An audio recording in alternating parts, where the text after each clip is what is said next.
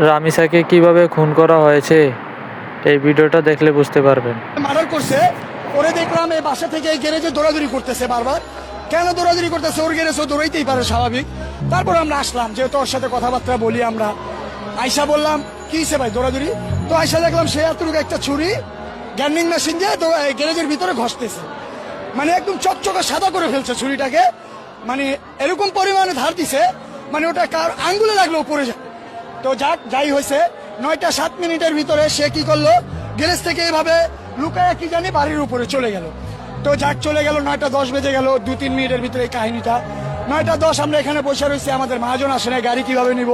তো আমরা বসে থাকতে থাকতে 9:45 বাজে তখন যেই বাচ্চার মা খুঁজাখুঁজি করতেছে, আমাদের নিচে এসে জিজ্ঞেস করছে আপনার ভাস্তি কি এখানে গেছে?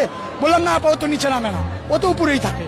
তো যেই জায়গায় মার্ডার করা হয়েছে বাচ্চাটাকে, পাশের ফ্লাইটে, ওই ফ্লাইটে বাচ্চাটাকে যখন না হয়েছে, তখন একটা জুতা ভুলবশত আমাদের রিজিক, ওই বাচ্চাটার লাশ ছিল বিদায়, আমরা তার মা বাবা ছিলাম বিদায়, মানে হক হালালি, তার জন্য আমরা ওই জুতাটা মানে আল্লাহর উছিলায় বাইরে পড়ে গেছে।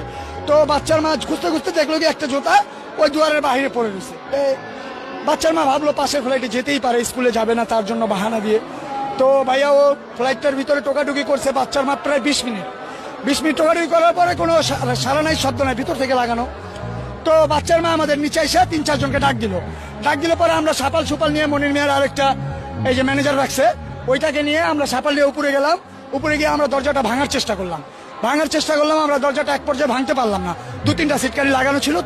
তো আমরা যতটুকু হোক এখানে একটা বগলা করার পরে আমরা যখন ভিতর দিকে এক এক করে তাকালাম, তখন শুধু রক্ত আর পানিগুলো ভাসতেছিল, মানে ডাইনিং রুমের ভিতরে, মানে কল সব ছাইড়ে দিছিল। তো মানে রক্তর কোনো চিহ্ন রাখার মানে চিন্তা ভাবনা ছিল না। তো লাস্টে আমরা যখন ঢুকলাম, দরজাটা খোলার পরে তারও 7-8 মিনিট পরে খুলছে, আমরা ওখান থেকে গ্যান্ডিং এর আওয়াজ পেয়েছি রুমের ভিতর থেকে।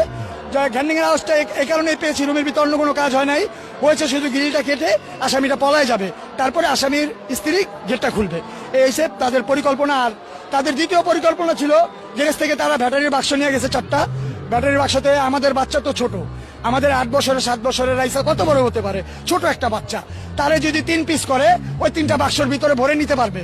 সে কি করছে, আমাদের বাচ্চার মাথাটা এই সমানে কেটে পানির ভিতরে না হলো 100 চুপ দিছে। কারণ এই কারণে চুপটা দিছে সে, যে আমাদের বাচ্চার রক্তটা মাথা থেকে যেটা ঝরতেছে, সেই রক্তটার চিহ্নটা বাক্সতে যদি নেয়, বাক্সতে ভিজে রক্তটা পড়বে এবং কি বাক্সটা ছিঁড়ে যাবে।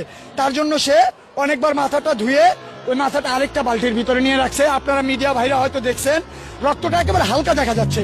হালকা দেখা যাওয়ার কারণ হলো ওই যে তাকে যে চুবাইছে মাথাটা, রক্তটা পরিষ্কার করার জন্য, তো পরিষ্কার যতটুকু করতে পারছো তাড়াহুড়োর ভিতরে করছে। তারপরে আমাদের বাচ্চার এখান থেকে একটা টুকরা করছে, তারপরে এখান থেকে একটা টুকরা করছে, তারপরে আমাদের বাচ্চা উত্তা করা ছিল, তো হয়তো আপনারা মিডিয়া ভাইরা দেখেন নাই, আমাদের বাচ্চার এখান থেকে ভাড়া হয়েছে। আরেকটা জঘন্য কাজ করা হয়েছে আমাদের বাচ্চার সাথে, এখানে যদি বলা হয় তাহলে আপনারা মিডিয়ারাও ভালো থাকবেন না পাবলিকের উত্তেজনায়, কিন্তু সেটা বললাম না আমরা। কিন্তু আমরা একটাই বিচার চাই প্রধানমন্ত্রীর কাছে, যদি ওর বিচারটা এই আমরা 48 ঘন্টা আনলিমিটেড দিছিলাম, 24 ঘন্টা নিয়ে আসছি, এই 24 ঘন্টার ভিতরে আমাদের জনগণের সামনে ওর ফাঁসি চাই, ওর আর ওর স্ত্রী। আমরা এটা ছাড়া আর আমরা কোনো আন্দোলন, কোনো উচ্ছৃঙ্খলা, কোনো বিশৃঙ্খলা কিচ্ছু করবো না আমরা।